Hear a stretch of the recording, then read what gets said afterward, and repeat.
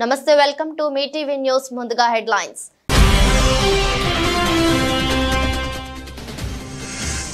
తమకు నోటీసులు ఇవ్వడంతో మల్కాజ్గిరి ఎంపీను కలిసిన కొంతమంది పేదల జోలికి వస్తే కబర్దారంటూ హెచ్చరించిన ఈటెల రాజేందర్.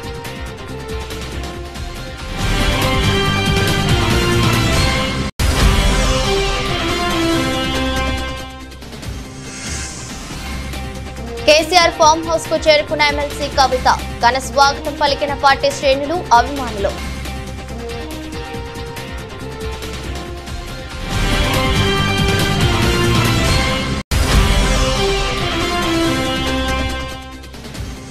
నకిలీ డాక్టర్లపై తెలంగాణ రాష్ట్ర వైద్య మండలి, ఇండియన్ మెడికల్ అసోసియేషన్ సభ్యులు సంయుక్త దాడులు. నకిలీ వైద్యులను గుర్తించి కేసులు నమోదు చేసిన అధికారులు.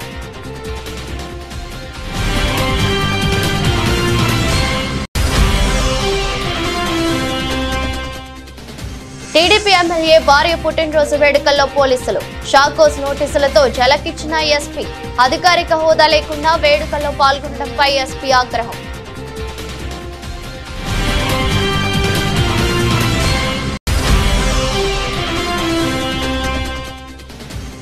ఆకట్టుకునే ప్రదర్శనలతో ఆరంభమైన పారాలింపిక్స్. భారత బృందానికి నాయకత్వం వహించిన సుమిత్ అంటిల్, భాగ్యశ్రీ జాదవ్.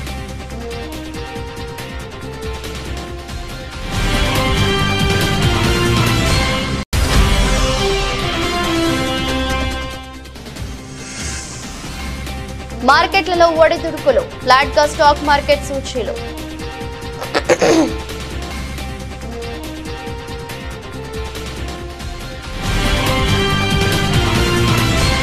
భారత కమ్యూనిస్టు పార్టీ సిపిఐ ప్రజా సంఘాలతో ముఖ్యమంత్రి యనమల రేవంత్ రెడ్డి ప్రత్యేక భేటీ అయ్యారు.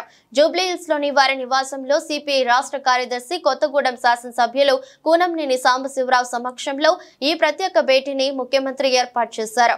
ఈ సందర్భంగా సిపిఐ ప్రజా సంఘాలతో రాష్ట్రంలో ఉన్నటువంటి ముఖ్యమైన సమస్యలపై సిపిఐ అనుబంధ ప్రజా సంఘాల నాయకులతో ముఖ్యమంత్రి చర్చించారు. ఈ సందర్భంగా ప్రజా సంఘాల నాయకులు వారికి వినతి పత్రాలు అందించారు.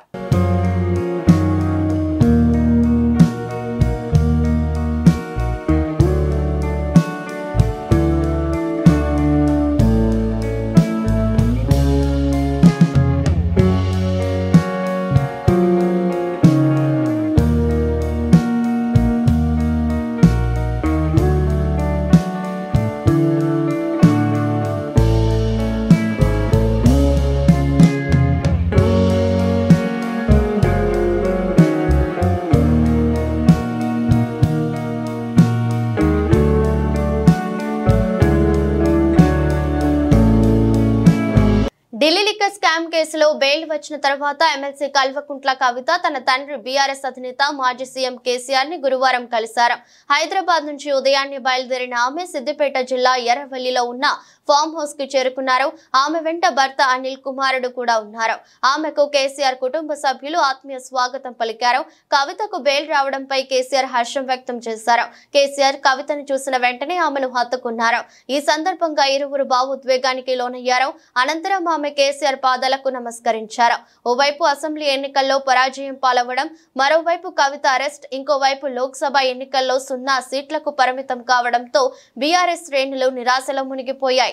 అయితే చాన్నాళ్ల తర్వాత కేసీఆర్ ముఖంలో ఇవాళ ఉత్సాహం, సంతోషం కనిపించిందని ఆ పార్టీ నేతలు అంటున్నారు. కవితను అక్రమంగా నిర్బంధించారని, చివరికి సత్యమే గెలిచిందని చెప్తున్నారు. కవిత రాకతో ఎర్రవెల్లిలోని కేసీఆర్ నివాసం కోలాహలంగా మారింది. పేదలకు నోటీసులు ఇచ్చారని రేవంత్ రెడ్డి, వీళ్ళ జోలికి వస్తే కబర్దారని ఎంపీ ఈటెల రాజేందర్ ఫైర్ అయ్యారు. ప్రొఫెసర్ నాగేశ్వర్ లాంటి వాళ్లకు ఒక్క ఎన్కన్వెన్షన్ మాత్రమే కనిపిస్తోంది. ఈ పేదలకు ఎందుకు నోటీసులు ఇచ్చినట్టు? ఈ పేదలు మీ మేధావులకు కనిపించడం లేదా? సోషల్ మీడియాలో ట్రెండింగ్ చేసేవారు ఈ పేదలను కూడా చూపించండి. 60 గజాల్లో ఇల్లు కట్టుకున్న వారి జోలికి వస్తే కబర్దారని మీడియా ఎదుట హెచ్చరించారు.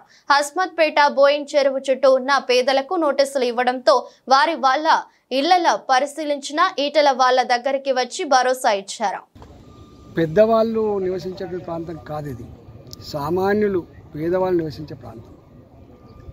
ఈ మధ్య హైడ్రా వచ్చిన తర్వాత ఎవరు, ఏ పార్టీ వాళ్ళు కానీ, ఏ నాయకులు కానీ చెర్లు ఉండకూడదని, చెర్లలోకి వచ్చే కాలువలు, వాగులు ఉండకూడదని కోరుకుంటోళ్ళు కాదు. చెర్లు ఉండాలని, చెర్లల్లో నీళ్లు మంచిగా ఉండాలని, మంచి భూగర్భ జలాలు ఉండాలని, మంచి ఎకలాజికల్ బ్యాలెన్స్ ఉండాలని కోరుకుంటుంది. కానీ ఇక్కడ ఈ రేవంత్ రెడ్డి గారు ఇవాళే రాష్ట్రం ఏర్పడ్డట్టుగా, ఇవాళే వారే ముఖ్యమంత్రి మొట్టమొదటి అయినట్టుగా వారు చేస్తున్న ప్రకటన చూస్తూ ఉంటే ఇలా బాధ అనిపిస్తూ ఉంది. 1956 1956 నుంచి వెళ్ళి ఇవాటి వరకు అనేక ముఖ్యమంత్రులు వచ్చిపోయింది. ఈ రాష్ట్రంలో 70 సంవత్సరాల కాలం పాటు దాదాపు 17 సంవత్సరాలు తెలుగుదేశం పార్టీ పాలించింది. 10 సంవత్సరాల కాలం పాటు టీఆర్ఎస్ పార్టీ పాలించింది. 9.5 సంవత్సరాలు టీఆర్ఎస్ పార్టీ పాలించింది.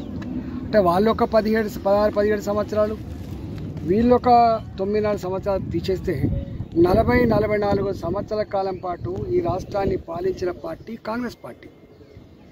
ఇవాళ అంతకుముందున్న ముఖ్యమంత్రులు, అంతకుముందు ఉన్నటువంటి అధికారులు ఇవన్నిటి మీద రిపోర్ట్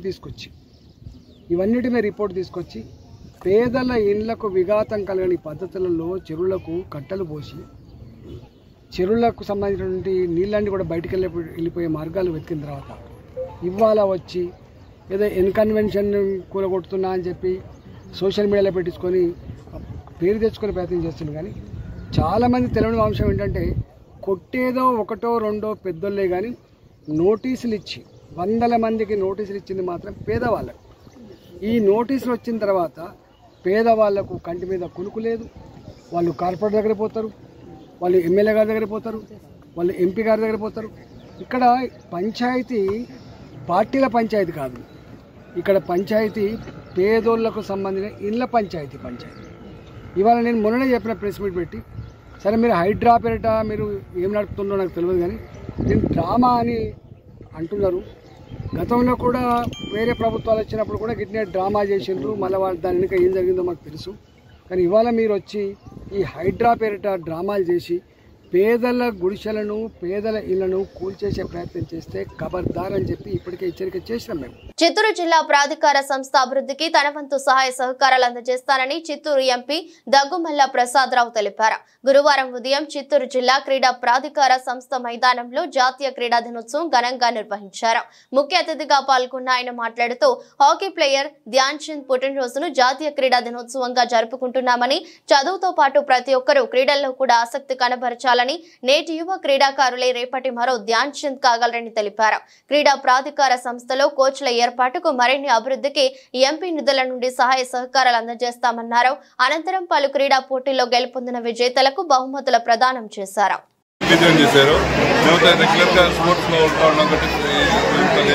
దీన్ని కోచెస్ అడిగాము, మన డెవలప్మెంట్ స్టేడియం అడిగాము. అన్నిటికీ ఆయన సానుకూలంగా స్పందిస్తూ డెఫినెట్గా మన చిత్తూరుని ఒక మంచి మోడర్న్ స్పోర్ట్స్ హబ్గా చేద్దామని ఎంపీ గారు హామీ ఇచ్చారు. చాలా సంతోషం. ఇక్కడ నుండి మళ్ళీ ఈ వివిధ కార్యక్రమాలు ఇంకా స్పోర్ట్స్లోకి పోవడం ఎంపీ గారికి ఇష్టంగా ఉంది. ఇక్కడ పక్కనే గురుకులం పాఠశాలలో ఒక మంచి బాస్కెట్బాల్ కోర్టు నియర్లీ 50 లక్షల ఖర్చుతో ఒక గురుకులం స్కూల్లో ఒక బాస్కెట్బాల్ కోర్టు ఏర్పాటు చేయడం జరిగింది. దాన్ని చూస్తాను. సంతోషంగా మేమంతా ఇవి ఈవెంట్లో పాల్గొనడానికి అందరూ సంతోషంగా. హైదరాబాద్ లో ఇంటికి చేరుకున్న అనంతరం తన అన్న కేటీఆర్ కు కవిత రాఖీ కట్టారు. రాఖీ పండుగ రోజున కవిత జైల్లో ఉండి రాఖీ కట్టలేకపోయారు. దీంతో ఇంటికి చేరుకోగానే రాఖీ కట్టి స్వీట్ తినిపించారు.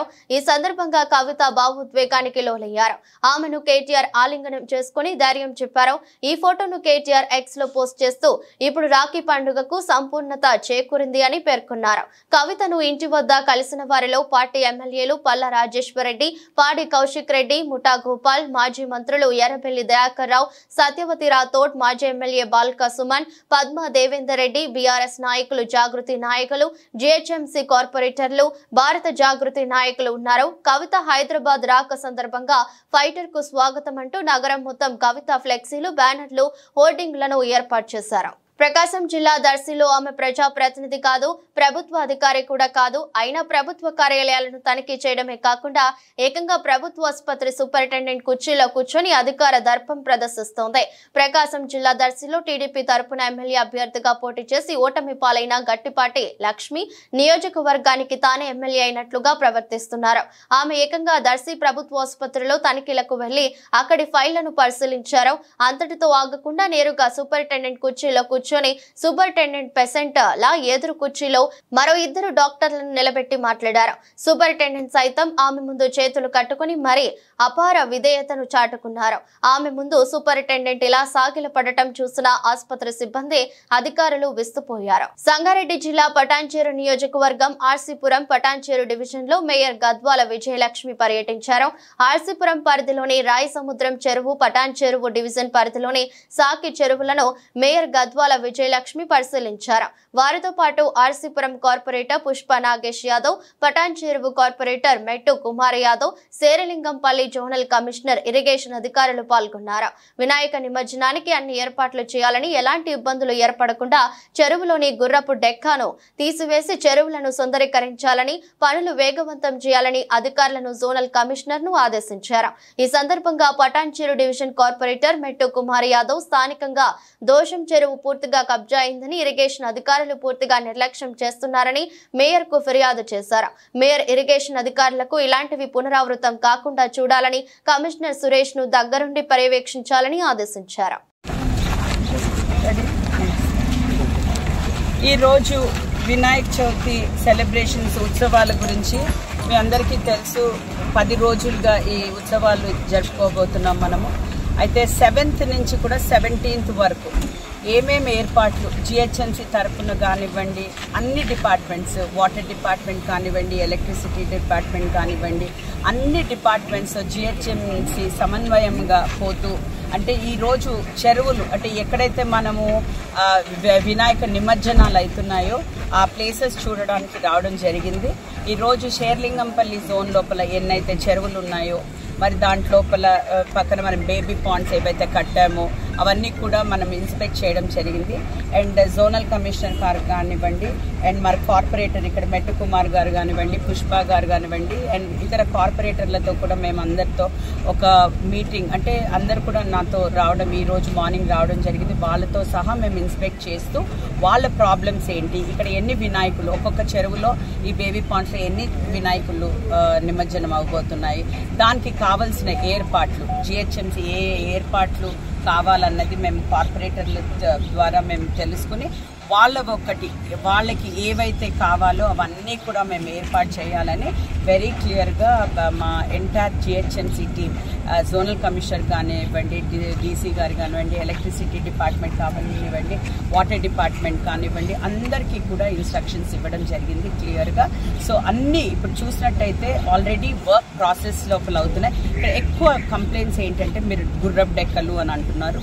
లేక్స్ లోపల మేము క్లియర్గా మీ అందరికీ తెలుసు, మేము లేక్స్ని అంటే కాపాడుకోవాలనే ఒక మంచి ఉద్దేశంతో ఈరోజు మా కార్పొరేటర్స్ కూడా ఎంత మంచి సహకరిస్తున్నారంటే మాతో ఎక్కడ కబ్జా అవుతుంటే కానీ మాకు ఇమీడియట్గా చెప్పడము, మా ఆఫీసర్స్కి మేము ఇన్స్ట్రక్ట్ చేయడం, ఇవన్నీ కూడా మేము కాపాడుతూ వచ్చి, అదే కాకుండా వీటిని ఎట్లా డెవలప్ చేసుకుని వీటిని ఎట్లా అంటే ఒక టూరిజం స్పాట్ లాగా ఎట్లా చేయాలి, ఇంకొక బోట్ రైడింగే కానివ్వండి, అంటే ఒక పబ్లిక్ ఈరోజు అలసిపోయి వచ్చినాక ఒక స్పాట్ ఉండాలి, ఆ స్పాట్ దగ్గర కొంచెం సేపు టైం స్పెండ్ చేసుకోవాలన్న ఒక మంచి ఉద్దేశంతో ఈరోజు లేక్స్ అన్నీ కూడా డెవలప్ చేయాలని జిహెచ్ఎంసీ నిర్ణయించింది.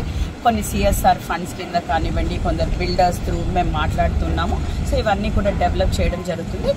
ముఖ్య ఉద్దేశం ఏంటంటే వినాయక నిమజ్జనం పైన మోర్ కాన్సన్ట్రేట్ చేసి ఇవన్నీ కూడా సాఫీగా పబ్లిక్కి ఎట్లాంటి ఇబ్బందులు లేకుండా, ఎప్పుడైతే వాళ్ళు నిమజ్జనంకి వస్తారో ఎట్లాంటి ఇబ్బంది లేకుండా సాఫీగా నిమజ్జనం జరుపుకోవాలనేసి మేము ఈరోజు ఇన్స్పెక్ట్ చేయడం జరిగింది. కిర్లంపూడి మండలం జగపతి నగరం గ్రామంలో వెలిసిన పైడితల్లి అమ్మవారి జాతర మహోత్సవాల్లో భాగంగా గురువారం అమ్మవారిని జగ్గంపేట శాసనసభ్యులు జ్యోతుల నెహ్రూ దర్శించుకున్నారు. అమ్మవారిని దర్శించుకునేందుకు వచ్చిన జ్యోతుల నెహ్రూకు ఆలయ కమిటీ సభ్యులు, టీడీపీ నాయకులు ఘన స్వాగతం పలికారు. అనంతరం జ్యోతుల నెహ్రూను ఘనంగా సత్కరించారు. ఈ సందర్భంగా ఆయన మాట్లాడుతూ 109 సంవత్సరాలు చరిత్ర కలిగిన పైడితల్లి అమ్మవారిని దర్శించుకోవడం చాలా సంతోషంగా ఉందని, గ్రామస్తులంతా ఏకమై అమ్మవారి ఉత్సవాలను ఎంతో ఘనంగా నిర్వహిస్తున్నారని అభినందించారు. వచ్చే కాలంలో అమ్మవారి ఉత్సవాల్లో ప్రభుత్వం భాగస్వామ్యమయ్యేందుకు కృషి చేస్తానని తెలిపారు. పైడితల్లి అమ్మవారు 109వ వార్షికోత్సవం సందర్భంగా మరి ఇక్కడ యువతంతా కలిసి ఎక్కడ ప్రభుత్వ సహాయం 10 రూపాయలు లేకుండా అందరూ సమైక్యంగా చందాలు వేసుకొని ఈ గుడి నిర్మాణం చేయడమే కాకుండా మరి ఉత్సవాలు కూడా చాలా ఘనంగా చేస్తున్నటువంటి సందర్భం దీన్ని మనస్ఫూర్తిగా నేను యువతలందరినీ కూడా కమిటీని అభినందిస్తున్నాను. అలాగే ప్రభుత్వ సహకారం లేకుండా జరిగింది అనకుండా ఉండే విధంగా నేను చేస్తానని కూడా ఈ సందర్భంగా మాట్లాడుతున్నాను. తూప్రాన్ పురపాలక పరిధిలో గృహ వాణిజ్య దుకాణాల పన్నులు బీఆర్ఎస్ ప్రభుత్వ హయాంలోనే పెంచడం జరిగిందని మున్సిపల్ చైర్మన్ మామిళ్ల జ్యోతి, వైస్ చైర్మన్ నందల శ్రీనివాసులు పేర్కొన్నారు. కాంగ్రెస్ ప్రభుత్వంపై బురద చల్లడంతో పాటు మున్సిపల్ ప్రజలను తప్పుదోవ పట్టించేందుకు మాజీ చైర్మన్ రవీందర్ గౌడ్ కుయుక్తులు పన్నుతున్నారని వారు ఆగ్రహం వ్యక్తం చేశారు. పన్నులు తగ్గించాలని కౌన్సిల్ సమావేశంలో తీర్మానం చేసి ప్రభుత్వానికి పంపిన విషయం మాజీ చైర్మన్ కు తెలవకపోవడం ఆయన అవివేకానికి నిదర్శనమన్నారు. చేయడం జరిగింది. ఇక్కడ ఆఫీసు యొక్క విధులను అక్రమంగా ఆటంకం కలిగించడం జరిగింది. దానికి మేము వివరణ ఇస్తూ ఏంటంటే ఇప్పుడు తన మతి సున్నితం లేనట్టు బిహేవ్ చేస్తున్నాం. పచ్చకామెర్లు ఉన్నవాడికి ఎప్పుడు లోకమంతా పచ్చగా పడుతున్నట్టు ఇప్పుడు మేము చేస్తున్న అభివృద్ధిని తట్టుకోలేక జనాల్లో వచ్చిన మంచి ఒపీనియన్, మా మీద వచ్చిన మంచి ఒపీనియన్ తట్టుకోలేక ఇలాంటి ధర్నాలు ఏ విధంగా దూసుకెళ్ళాలి జనాల్లోకి, ఇన్ని రోజులు చేసిన నేను జనాలు ఎట్లా మర్చిపోవాలి, నేను ఈ విధంగా పోతే మర్చిపోతారేమో అని ప్రజలను తప్పుదోవ పట్టించడానికి ఈ ప్రయత్నాలు మానుకో రవీందర్ గౌడ్, నువ్వు మానుకో. ఇట్లాంటి ఎవరు అమాయకులు లేరు. తూప్రాన్ ప్రజలు ఓపిక పట్టిరు కానీ అమాయకులు వారు. ఎవరు ఏందో నిజాల మీద బయట అవిశ్వాసం పెట్టిన రోజు తూప్రాన్ ప్రజలు విముక్తి చెంది అందరూ పటాకులు కాల్చి కొత్త దీపావళి చేసుకున్నారు, స్వీట్స్ పంచుకున్నారు. అదే నీ పడాన్పల్లినే నీ చుట్టే పటాకులు కాల్చి స్వీట్స్ పంచడం జరిగింది. అదొకటి గుర్తుపెట్టుకో. ఏదైనా ఉంటే కౌన్సిల్ అంత బాధ్యత గల మనుషుల సేవ చేయాలని మీకుంటే సక్రమంగా మీటింగ్లకు వచ్చి ప్రజల తరపున ప్రజలు మిమ్మల్ని ఎన్నుకున్నారు కదా, ఎన్నుకున్నందుకు మీ కౌన్సిల్ సీట్లో కూర్చొని ప్రశ్నించండి. ప్రతి ఒక్కదానికి సమాధానం దొరుకుతుంది. పెద్దపల్లి జిల్లా పెద్దపల్లి రూరల్ మండలం నాగినేడు గ్రామంలో ప్రాథమిక వ్యవసాయ సహకార సంఘం అప్పన్నపేట ఆధ్వర్యంలో సొసైటీ సొంత నిధులతో 20 లక్షలతో గోదాం నిర్మాణానికి పెద్దపల్లి ఎమ్మెల్యే చింతకుంట విజయరమణారావు భూమి పూజ చేశారు. ఈ సందర్భంగా మాట్లాడుతూ రాగినేడు గ్రామ అభివృద్ధికి ఎల్లవేళలా కృషి చేస్తామన్నారు. విడతల వారీగా గ్రామంలోని అన్ని రోడ్లను పూర్తి చేస్తామని, త్వరలోనే గోదాం అందుబాటులోకి తీసుకువచ్చేలా పనులు త్వరితగతిన పూర్తి చేసేలా చూస్తానని హామీనిచ్చారు. జరిగినప్పుడు కాంగ్రెస్ పార్టీ విజ్ఞాన అనే కార్యక్రమం తీసుకొని తిరిగినప్పుడు మీ గ్రామ పంచాయతీ ఆవరణలో కూడా చెప్పినాం, ఇక్కడ మెయిన్ రోడ్డు మీద కూడా చెప్పినాం, మీ విజ్ఞానాన్ని గెలిపించుకునే బాధ్యత మీరు, గెలిచినాక వడ్ల కటింగ్ ఉండదు, కటింగ్ లేకుండా చూసే బాధ్యత నాదే అని చెప్పి ఆ రోజు మీకు మాట ఇచ్చాం. ఆ మాట ప్రకారంగా మన ప్రభుత్వం వచ్చిన తర్వాత, మీ ప్రభుత్వం వచ్చిన తర్వాత వానాకాలం పంట కానీ యాసంగి పంట కానీ 2 పంటలలో కూడా మరి వడ్ల కటింగ్ లేకుండా మీకు అందరికి రాగినేడు గ్రామంలో రైతులందరికీ కూడా మరి దించిపిచ్చి రైస్ మిల్క్ వడ్లు పంపిస్తాం. మరి ఏం మారింది? అప్పుడున్న ఎమ్మెల్యే మనోహర్ రెడ్డి వేయండు, మీరు గెలిపించుకునే విజయాన్ని వచ్చాడు. ఏమైనా కాంటాలు మారినాయా, రైస్ మిల్లులు మారినాయా, ఐకేఎఫ్ సెంటర్లు మారినాయా, సింగిల్ సెంటర్లు మారినాయా, ఏం మారిందో ఒకసారి మీరు ఆలోచన చేసుకోవాలి. అదేవిధంగా ఇవాళ రైతులకు సంబంధించి ప్రభుత్వం చెప్పింది రైతు రుణమాఫీ చేస్తాం, పక్కా చేస్తాం అన్నాడు. రైతులకు సంబంధించి వరంగల్ రైతు డిక్లరేషన్లో రాహుల్ గాంధీ గారు, మన ముఖ్యమంత్రి రేవంత్ రెడ్డి గారు అప్పుడు పిసిసి అధ్యక్షులుగా ఆనాడు వరంగల్ రైతు డిక్లరేషన్ చెప్పి దాదాపు నెల 15 రోజుల నుండి రైతు రుణమాఫీ జరుగుతూ ఉంది. ఇప్పుడు జరిగేటువంటి క్రమంలో చాలా మందికి ఆధార్ కార్డు నంబర్ తప్పేసినాయి, 1,40,000 వరకు అకౌంట్లు ఉన్నాయి. వాటితో పాటు రేషన్ కార్డు లేని 1,30,000 నుంచి 1,40,000 మధ్యలో అవి కూడా చాలా మంది రైతులు ఉన్నాయి. తర్వాత 2 లక్షల పైన ఉన్నటువంటి రైతుల అకౌంట్లు అవి కూడా ఒక 5-6 లక్షల వరకు ఉన్నాయి. ఇవన్నీ కూడా ప్రభుత్వం చెప్తా ఉంది దశల వారీగా మేము రైతు రుణమాఫీ చేయడానికి ఈ ప్రభుత్వం సిద్ధంగా ఉంది. మంత్రి సీతక్క ఇచ్చిన హామీ ప్రకారం ఐకేపీ వివోఏలకు కనీస వేతనం పెంచాలని మహబూబాబాద్ వివోఏ అధ్యక్షులు నీలం కృష్ణవేణి డిమాండ్ చేశారు.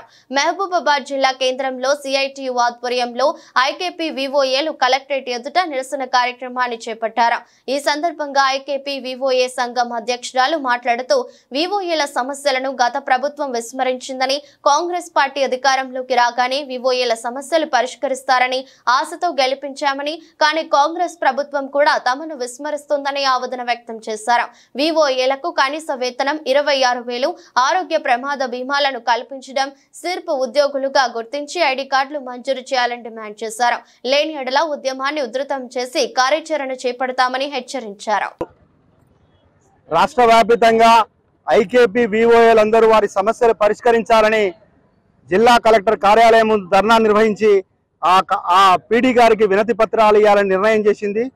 తెలంగాణ రాష్ట్రంలో 4,36,000 గ్రూపుల్ని ఆ గ్రూపుల్లో 46.5 లక్షల మంది సభ్యులని ఇవాళ రాష్ట్ర వ్యాప్తంగా నడుపుతున్నది ఐకేపీ వివోఏలు. 17,606 మంది ఇవాళ తెలంగాణ రాష్ట్రంలో ఐకేపీ వివోఏలుగా పనిచేస్తున్నారు. వాళ్ళ సమస్యల్ని పరిష్కరించడంలో గతంలో ఉన్న టీఆర్ఎస్ పూర్తిగా విఫలమైంది. కొత్తగా వచ్చిన కాంగ్రెస్ ప్రభుత్వం కూడా ఎన్నికల ముందు వాళ్ళ ఐకేపీ వివోఏలు శ్రమదోపిడికి గురవుతారు, వాళ్ళ సమస్యలు న్యాయమైన సమస్యలు, ఆ సమస్యల్ని పరిష్కరిస్తా అని చెప్పింది. కానీ ఇంతవరకు ఆ సమస్యల్ని పరిష్కరించడంలో ప్రభుత్వం ఏమాత్రం శ్రద్ధ చూపట్లేదు.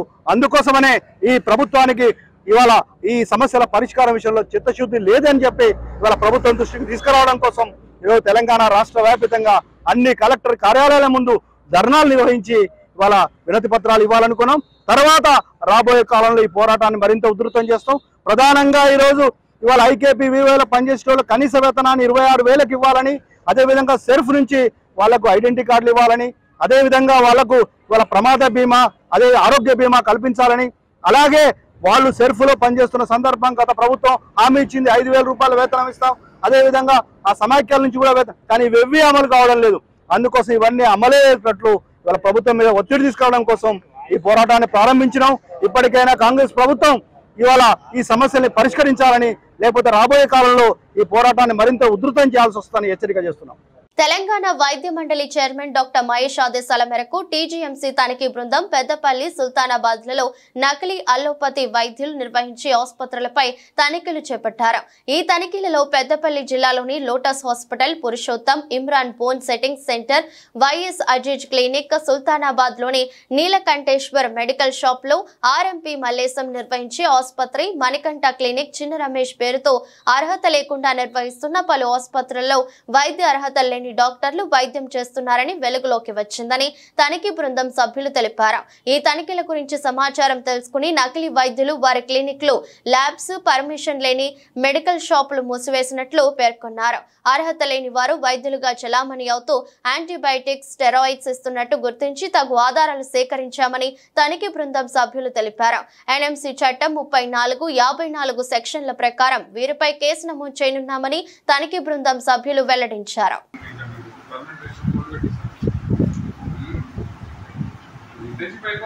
రిజిస్ట్రేషన్ చేసుకుని బయట ప్రాక్టీస్ చేయాలి. ఎవరు రిజిస్ట్రేషన్ ఎందుకు ఇస్తారా? ఎందుకు ఇస్తారు? ఇంటర్న్షిప్ చేయడానికి ఇస్తారు, అవసరం చేయడానికి ఇస్తారు. అవసరం అయిపోయాక తీసుకుపోయి అవసరం సర్టిఫికేట్ పర్మనెంట్ రిజిస్ట్రేషన్ తీసుకోవాలి. ఇది ఎప్పుడు అయిపోయింది? 23 అయిపోయిందా? జిల్లాలో అయిపోయింది. అప్పుడే నువ్వు ప్రాక్టీస్ చేస్తున్నావు. లీగల్ కరెక్ట్ అయితే నీకు తెలుసా లేదా?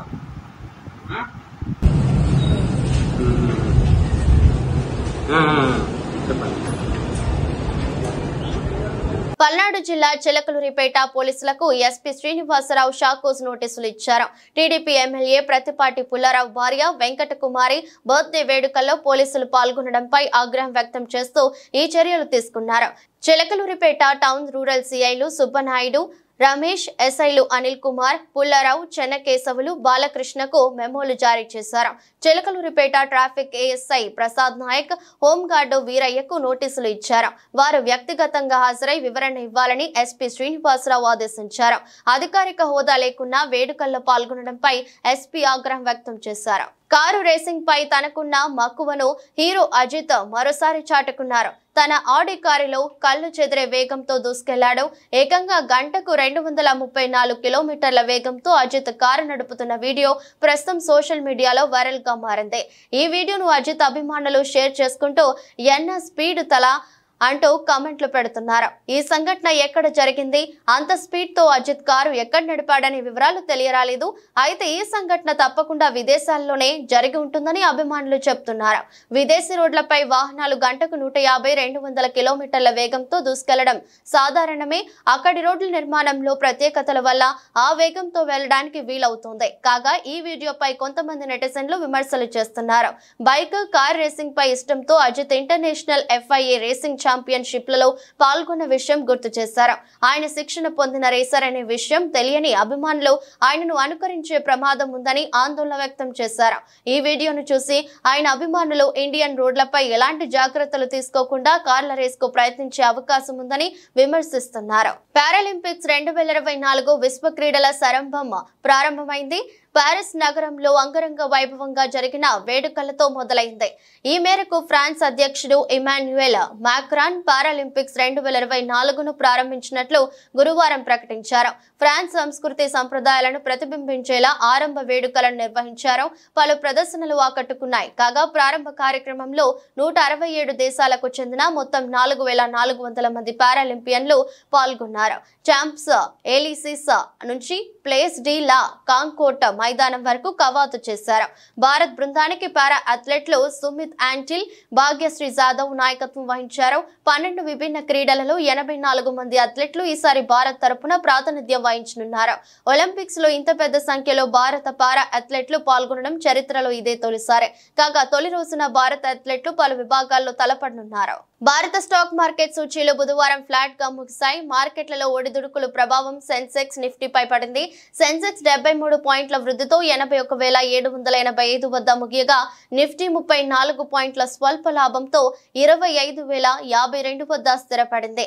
ఇవాల్టి ర్యాలీలో నిఫ్టీ ఓ దశలో జీవనకాల గరిష్టం 25,129 పాయింట్లను తాకింది. ట్రేడింగ్ లో ఐటీ, ఫార్మా, హెల్త్ కేర్ రంగాల షేర్లు లాభాలు అందుకోగా ప్రభుత్వ రంగ బ్యాంకులు, ఎనర్జీ, FMCG షేర్లు నష్టాలు మూటగట్టుకున్నాయి. Wipro, Bharti Airtel, IndusInd bank, Infosys, Sun Pharma, Mahindra and Mahindra, Bajaj Finance, JSW steel, HCL tech లాభాల బాటలో పయనించగా Asian Paints, Maruti Suzuki, Nestle, Axis Bank, UltraTech Cement, SBI, Kotak Mahindra bank నష్టాలు చవిచూశాయి. వార్తలు ముగించే ముందు మరోసారి హెడ్లైన్స్.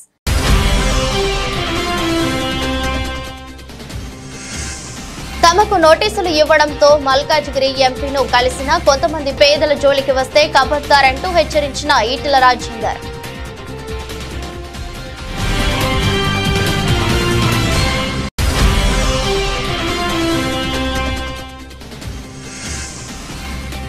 కేసీఆర్ ఫామ్ హౌస్ కు చేరుకున్న ఎమ్మెల్సీ కవిత, ఘన స్వాగతం పలికిన పార్టీ శ్రేణులు, అభిమానులు.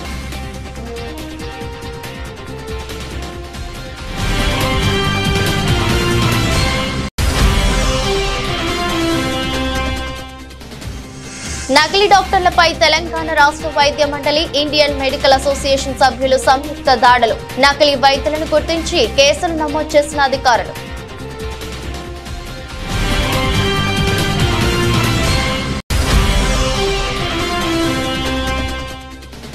టీడీపీ ఎమ్మెల్యే భార్య పుట్టినరోజు వేడుకల్లో పోలీసులు, షాకోస్ నోటీసులతో జలకిచ్చిన ఎస్పీ. అధికారిక హోదా లేకుండా వేడుకల్లో పాల్గొనడంపై ఎస్పీ ఆగ్రహం.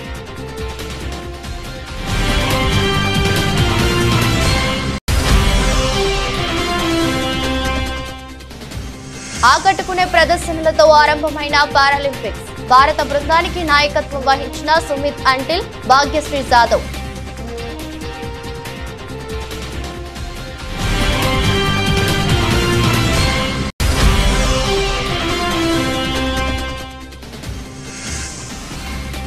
మార్కెట్లలో ఒడిదుడుకులు, ఫ్లాట్ గా స్టాక్ మార్కెట్ సూచీలు.